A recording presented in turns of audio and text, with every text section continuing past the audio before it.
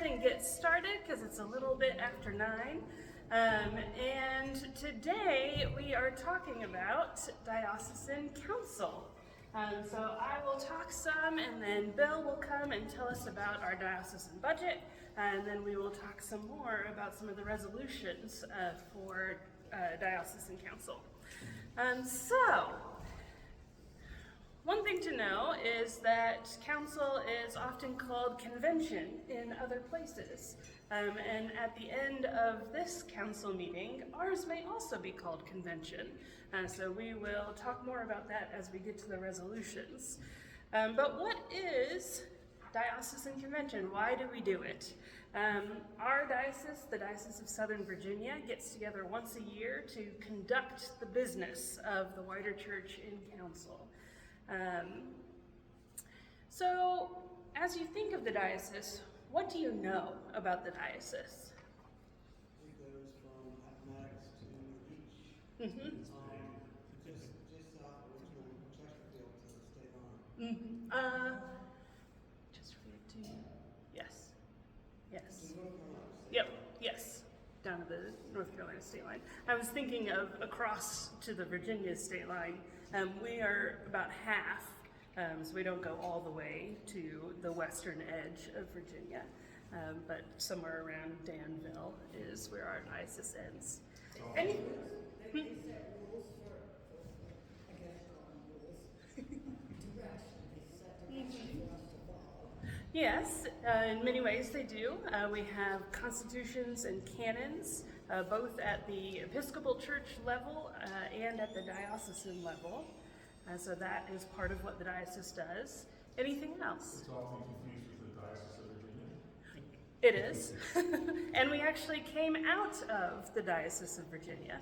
And so the Diocese of Virginia was the first diocese, and then we split out from it, and I don't know the exact order of events, but there's also another diocese that split out of it in Virginia. And so, we are called the Diocese of Southern Virginia. Yeah. It sends representatives to the National Episcopal Council in South Carolina. Yes. We send representatives from our diocese to the General Convention, which is a triennial meeting, which means we meet every 3 years, of the whole Episcopal Church. When's the next one? We just had one, so I believe the next one will be 28 or 27. I'm not sure. It's further from here. I don't know if they know where it's at yet. Anything else you know about the diocese? There are both lay and clergy that are able to vote lay delegates plus clergy. Yes. And they do it together. It's not just clergy says or just lay says. It's a combination of. Yeah, so our wider General Convention, that is the meeting of the whole Episcopal Church, is actually split into the House of Bishops and the House of Deputies, which is bishops and then lay people of the church.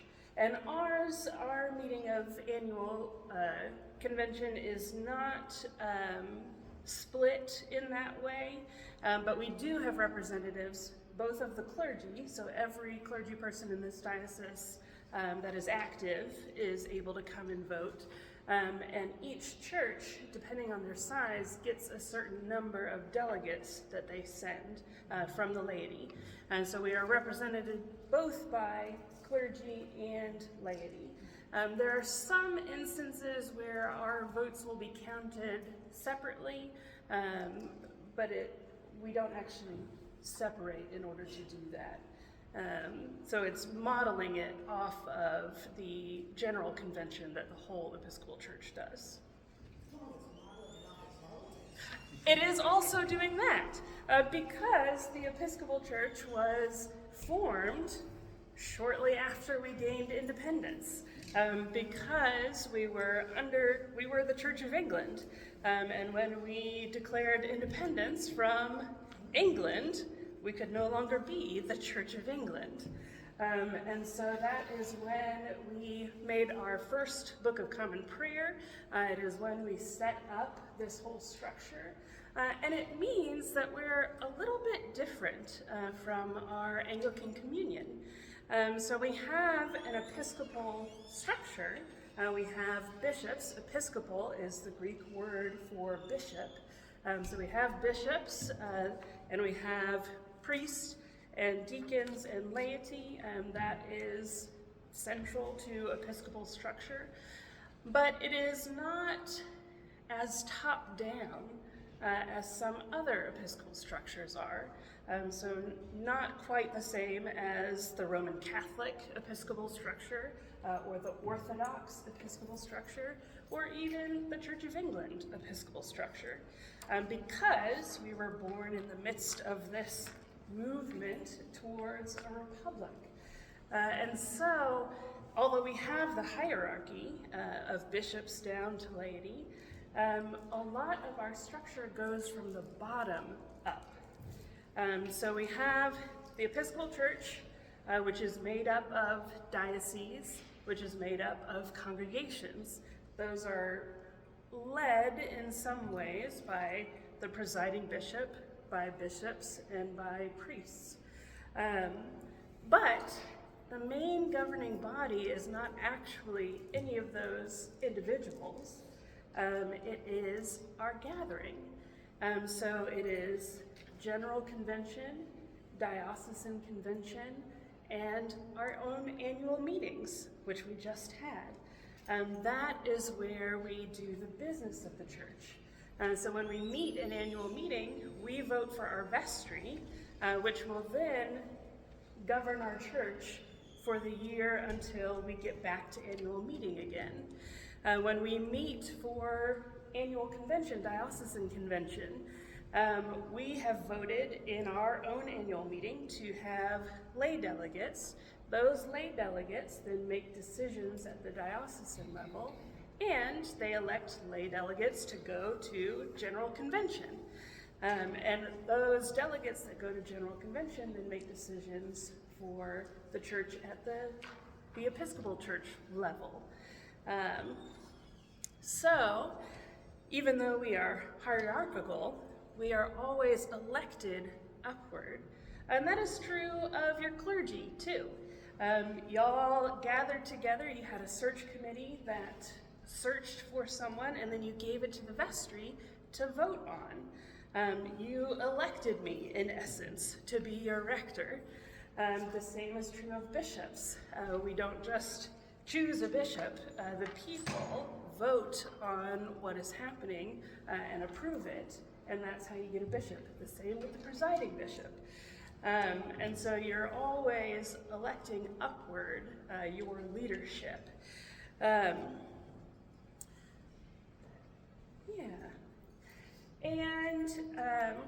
in turn, the structure then also cares for itself downward. So we have the presiding bishop that watches over the whole church, and that in particular cares for our bishops. And then our bishops at the diocesan level look at the needs of the whole church in their area, and also care for the priests in their area. And then the priests are in the churches, and it is our duty to care for y'all, to equip you for ministry, to help you along in the things that you are already doing. So it is a model of care that is stepping downwards, even as it is elected upwards. So, any questions so far? Yeah. In the diocese, it's broken down into subgroups. I can't remember the name of it, but Yes, convocations. convocations, is that we've had here at this church before. Yes. We're in the local convocations. Yep, I think we have 9 here, but they are regional meetings, so that clergy can get together and discuss what's going on in their churches and get help for doing best practices. And so we have those convocations that meet. It depends on the convocation. Some of them meet quarterly, some meet monthly. It just depends on what is needed in that area. When does ours meet? Right now, Sam Sheridan is our dean, and he has been on paternity leave, so we haven't met recently, but we should be getting back into that soon. We're having a meeting of Convocation 6 next week to discuss Holy Week and to decide, as a convocation, how can we help hold services for all the churches in the area, many of whom don't currently have priests. And so we are coming together as clergy to care for all the churches in this region. Does our presiding bishop have a role with the worldwide? I mean, is there like a council above that? Yes, there is, I believe it's the Lambeth Conference that meets with, that's all of the Anglican Communion. And we have our presiding bishop and other bishops as elected go to that. And so we do have a wider meeting of the Anglican Communion. That has probably even less say over what we do day in and day out in the congregation level, but it is something that still meets. Yeah. So Convocation 6, is there have they resumed the sort of the pre-council meeting for all the lay members? Yes. Okay. Yeah, so actually we just had that this past week. We had the pre-council meeting for clergy and lay delegates for Convocation 6 and Convocation 7. We met together. And so we do that, and we also have a budget meeting earlier on to talk about the diocesan budget so that we are all prepared as we go to Diocesan Council to vote on all these things. Any other questions? So seminary congregation does like we do, they have a diocesan assessment that makes up the Yes. diocesan budget? So we do have a diocesan assessment. It is based on, I believe, 10% of your pledge numbers for the previous year, or maybe it's 3 years, I don't remember which. But it comes at the end of the year and you sign off whether you will do it or not. There are many churches in our convocation that do not. And that some of it is because people don't always understand what the diocese is doing, or there has been conflict, as there has been in this diocese in previous years, that makes people not trust the diocese. That conflict is mostly resolved at this point. I can say, as a new priest in the area, I don't feel any of that conflict, but we still have some of those lingering effects with people not paying what is asked of them. Yes? Well, I just also want to say that sometimes it's just strictly financial. That is also I true. mean, this congregation's been in that situation in the past where we haven't been able to pay the full 10% of the plate and pledge, but for a while now. I mean, again, this year, you know, we're there, so that's good. Yeah. Well, and we do, the diocese does do this percentage-based, 10% on your plate and pledge, so that it does scale with the size of the parish. So larger parishes are responsible for more, and smaller parishes are responsible for less, in order to make it more equitable.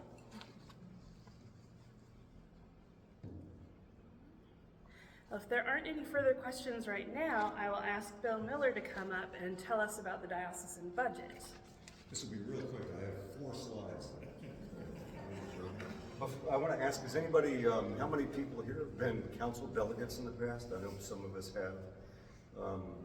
I was just curious because one time I came up and spoke, it's like half the audience was, you know, people that had been delegates before. So, has anybody served on the Planning, Budget, and Review Committee?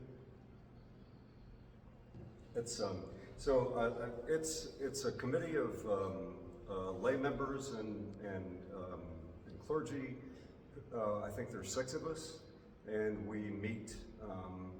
Generally, we meet 3 or 4 times, more often 4 times in the fall, to help prepare the budget. The budget's written or drafted initially by staff members, and then it works through 3 or 4 monthly meetings with the PB&R committee, And then at the end of that process, usually it's in November, we'll vote to send what we consider to be our final draft of the budget to the executive committee. And the executive committee might just rubber stamp it and say, this is what we're gonna propose to council, where they might make some revisions, and this year they made one, and I'll talk about that in a second, just what I consider one small revision.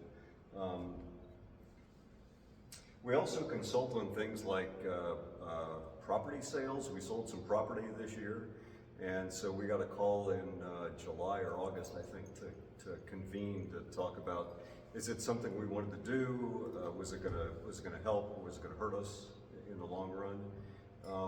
And we eventually, and I'll speak about that also, we decided to sell some property that we had been holding in Isle of Wight County. But the process was interesting because when we first were considering whether we should sell this property, our thought was, well, it doesn't seem to be a lot of appetite for it right now.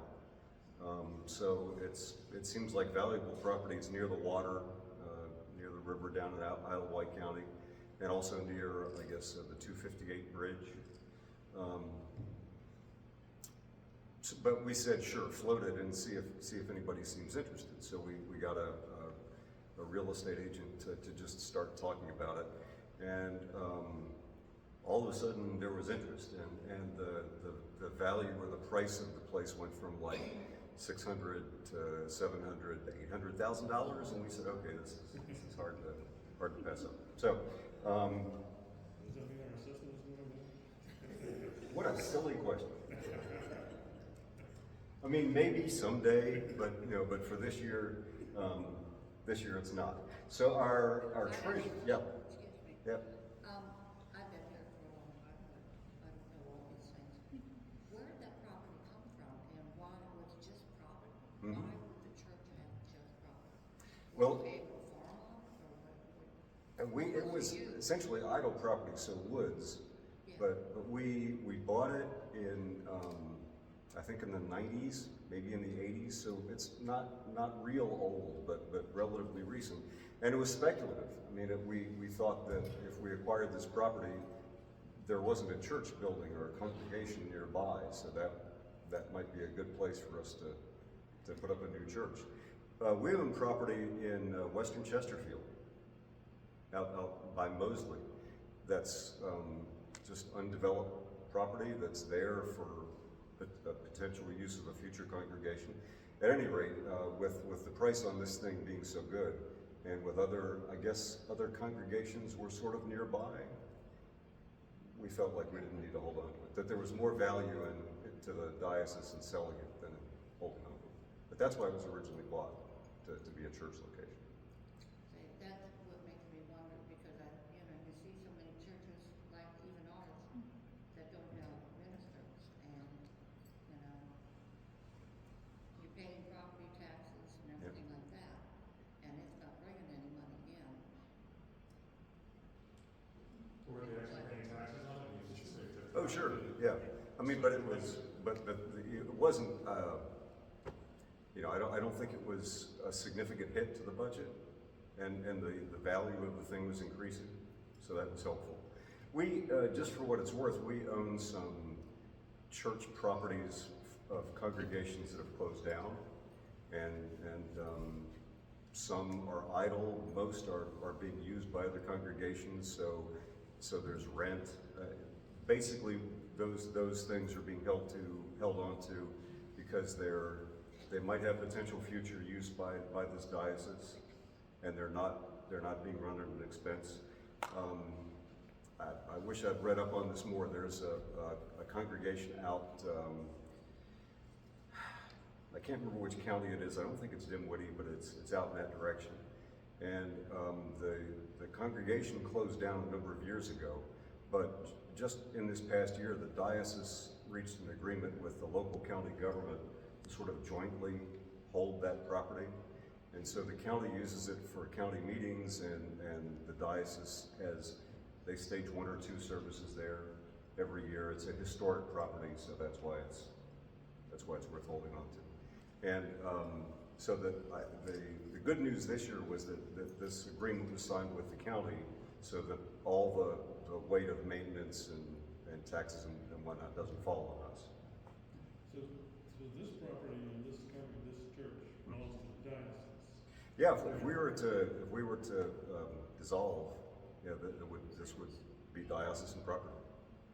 Oh, yeah. And that is typical. Most Episcopal churches and their land are owned by the diocese. Yeah. The house next door, we owned that at one time. We did. But they did sell that. It's too expensive, they're putting a heating system in. Yeah. I think the bishop was there at one time, wasn't he? Yeah. Well, we had at one point we had a sort of I forget the person's title, but a bishop or an assistant bishop who resided here, right, and looked over the sort of the western part of the diocese years and years ago. It This was is condo for Boston too. right. Who had Erica? Did you have I thought I saw a question over here. Sorry to keep going. So our treasurer of the diocese is John Fogarty, and he's a lay member. Our finance director is Judy Dobson, and she's a staff member at the diocese. And these slides were done up by John. I got his permission to use a few of them just to talk through what how our budget works. I hope you can see it okay. It's not as bright as it might be, but so this is for last year. It says projected results. I mean, this is pretty much how we finished the year last year. So revenue was $3,157, or excuse me, $3,157,000.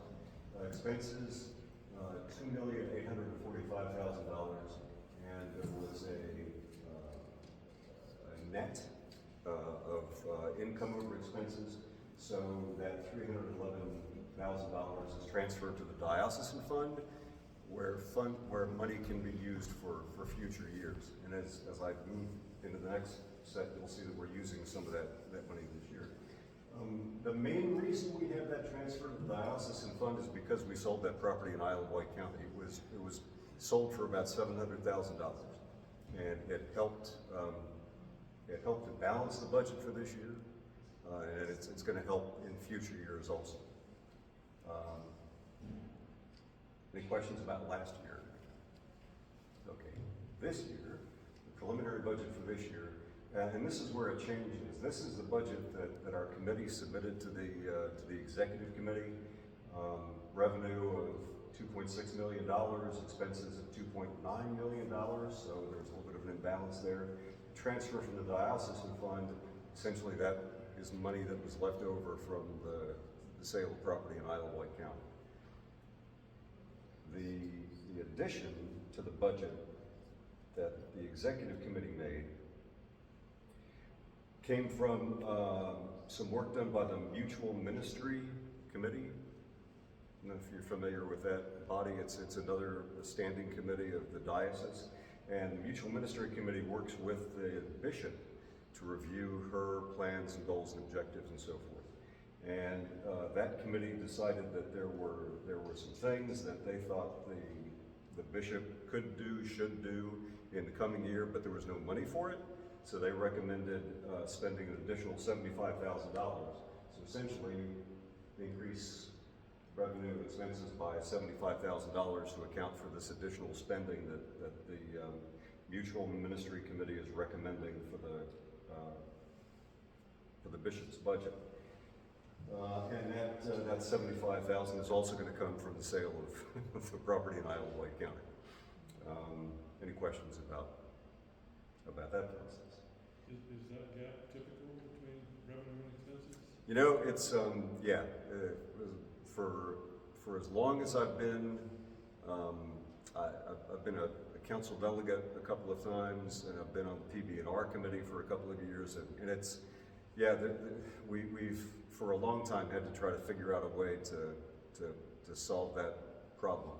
And sometimes it's just tightening the belt in the middle of the year, you know, spending less on certain projects or delaying hiring or I think we've saved some money on some of the college ministries that we do. That's been a question of our committee. You know, are we doing this or are we not doing it? Should it be in the budget? Should it be in the budget? And then there's property sales.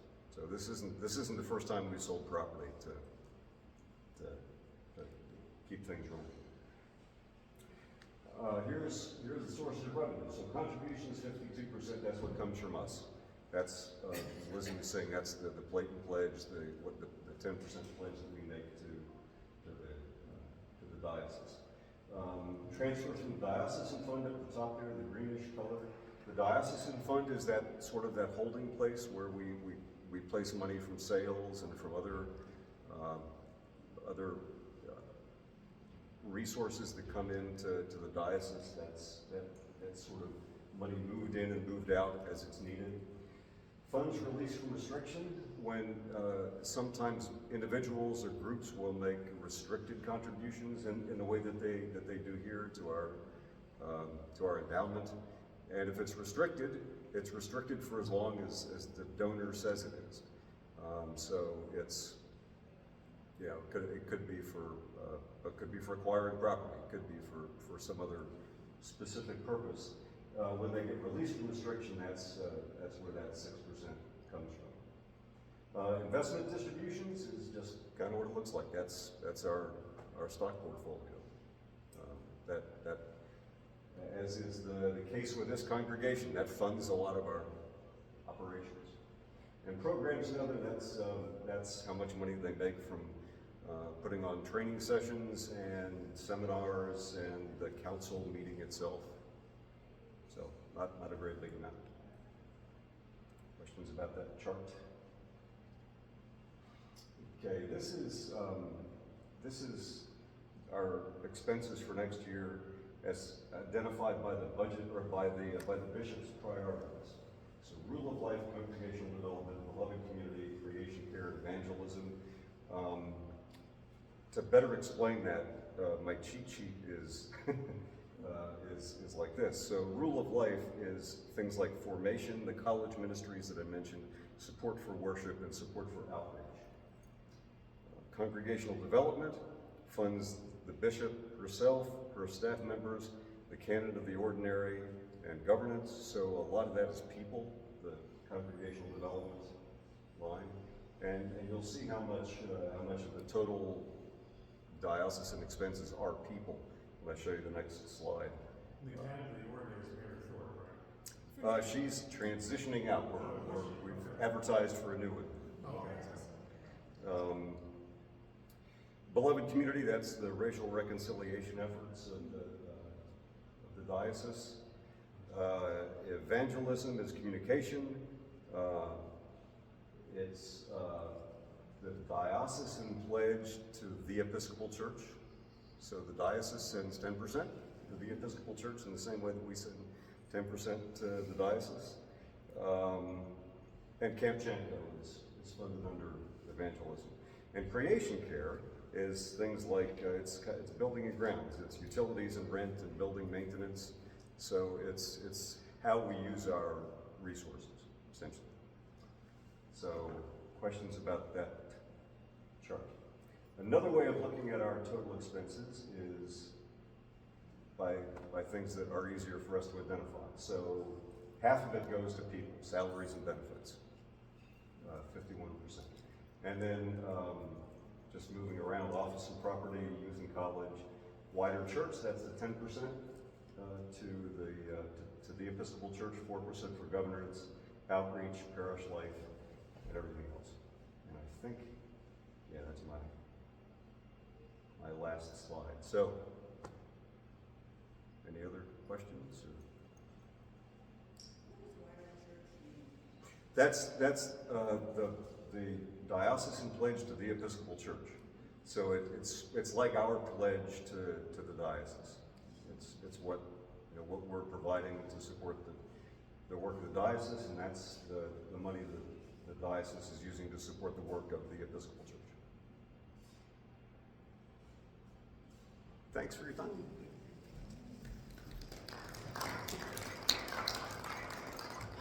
Thank you, Bill. And one thing I found interesting is at the budget committee meeting this year, they asked, what are the things that you want the diocese to focus on?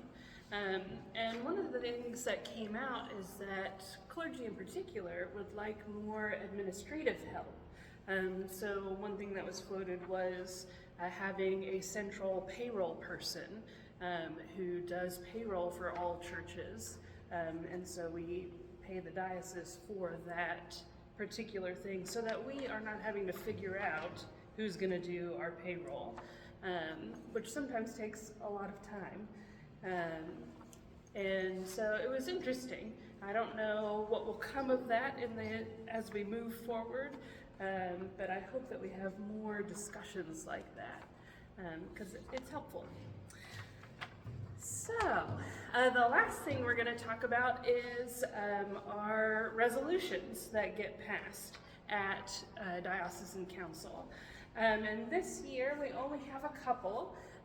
They are both related to the same thing, and that is changing our name from Diocesan Council to Diocesan Convention.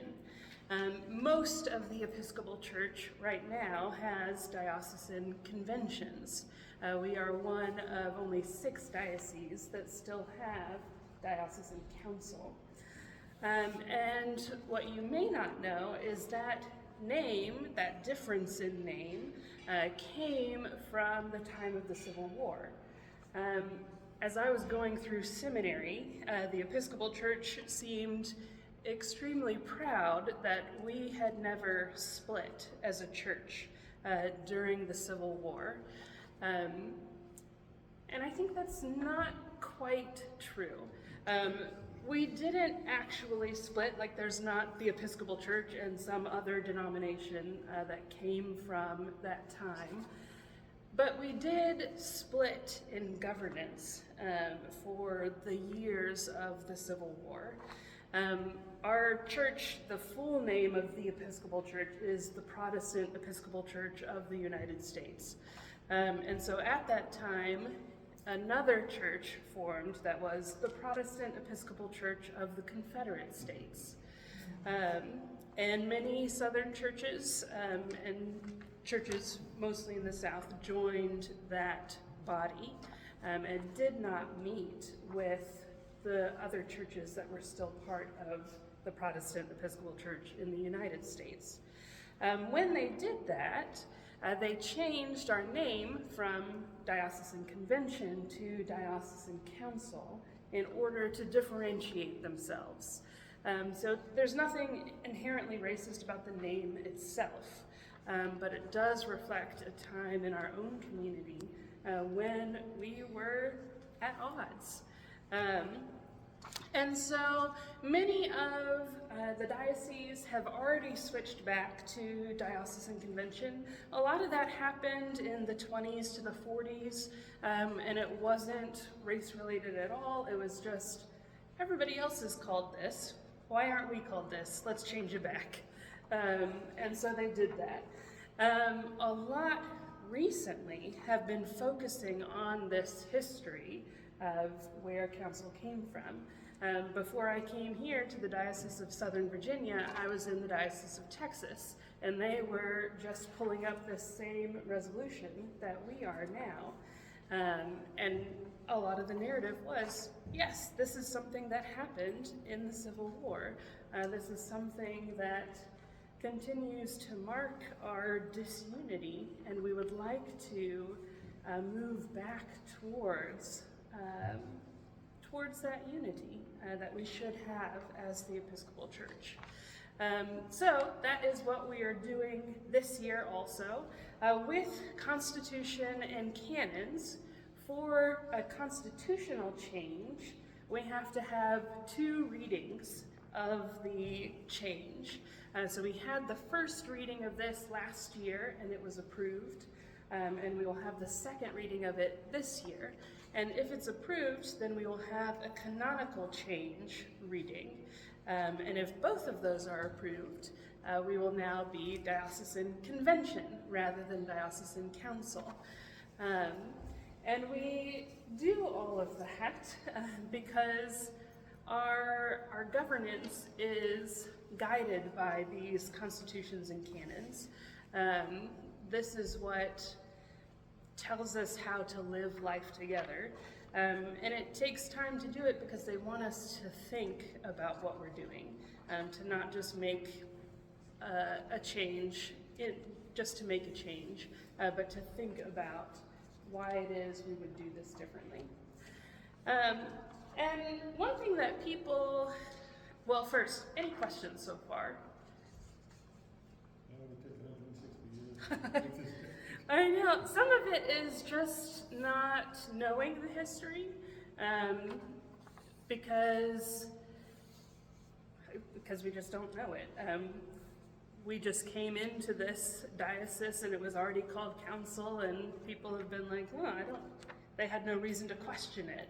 And it was only as more and more switched over to convention that the dioceses that were left were like, oh, I guess this is something we should probably think about too. And so it's something of just maintaining a status quo, that this is just the way it has been, and not knowing why. So that's the biggest thing on at the council side convention? It is, yeah, and Good. yes, yes. That's a hot topic, Yeah, and it wasn't very hot last year.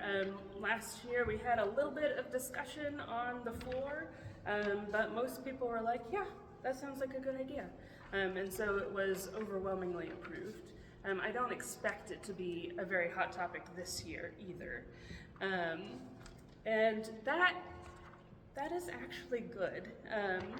We have in the past had some very contentious diocesan councils where people would argue on the floor for a long, long time. And some have expressed a desire to have some of that passion back in our councils. But it's also a sign of something good when we are not out there just tearing into each other about these various things. So I am glad that there is not anything more controversial going on. It shows that we are recovering from many of the things that have happened in this diocese in the past. Any other questions? So they've cut it down. It used to be Friday night, Saturday, Sunday. It did. Yeah, so we used to have a lot longer council, in part to give everybody time to get together and rejoice in being a gathered church. But it also taxes smaller churches in a way that it doesn't tax the bigger churches, because you have to then spend money for hotels and take that time off work, and it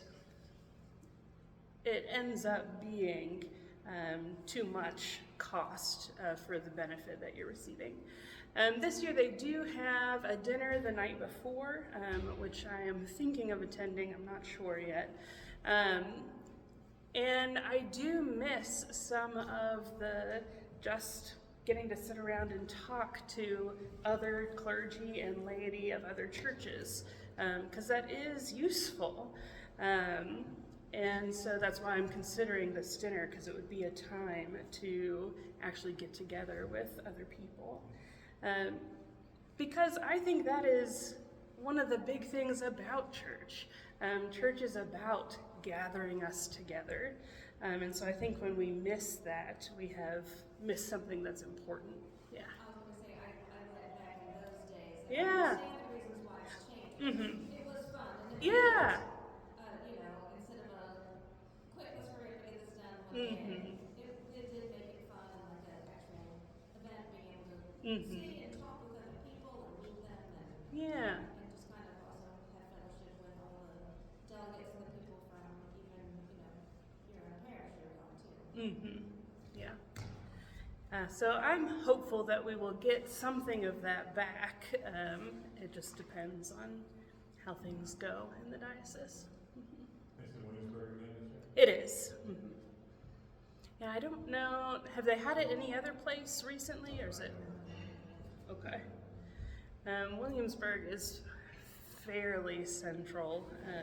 The issue is always, can you find a location that will be able to serve the number of people you have?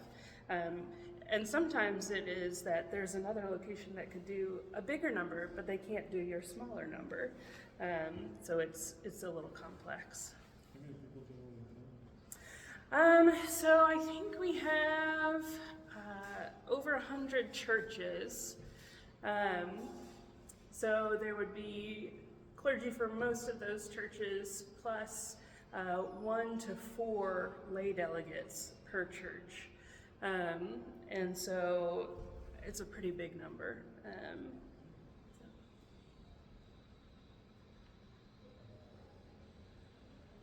Is Bill a delegate? He is not. Tim Richardson is our delegate this year. And we actually can bring more lay delegates for our size. And so next year we will probably look at bringing at least 2. So yeah. If you're interested, let me know. Especially if you haven't gone before, because it is something to see. All right, any other questions?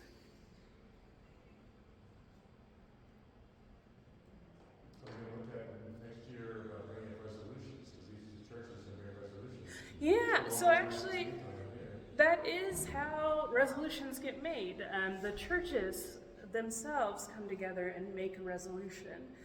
So the resolution that's coming forward to change council to convention actually came up out of Convocation 7, which is just north of us in Richmond. And so that's one reason also people have argued for keeping the name council, because historically the church has held councils. The council at Nicaea is one. That's where we get our Nicene Creed. And so we have held councils. Often those councils have been to decide on theological issues. So again, the Council of Nicaea was deciding on the divinity of Christ. And so that was a theological issue that they were coming together to try to work through. Our conventions are not theological in nature. They are business meetings. But the things which go into them are theological in underpinning them. And that all comes from the congregations. So we think about things that are happening in our own churches, and that theological base helps us come up with those resolutions. So yeah, it is us that come up with the resolutions. So when we have few, it means we haven't done a lot. But also they are resolutions for our constitutions and canons, which are limited in scope, because they're governing our life together rather than our theological bent. All right. Anything else? Well, thank you, everyone. Yeah, I'm glad to have you here today.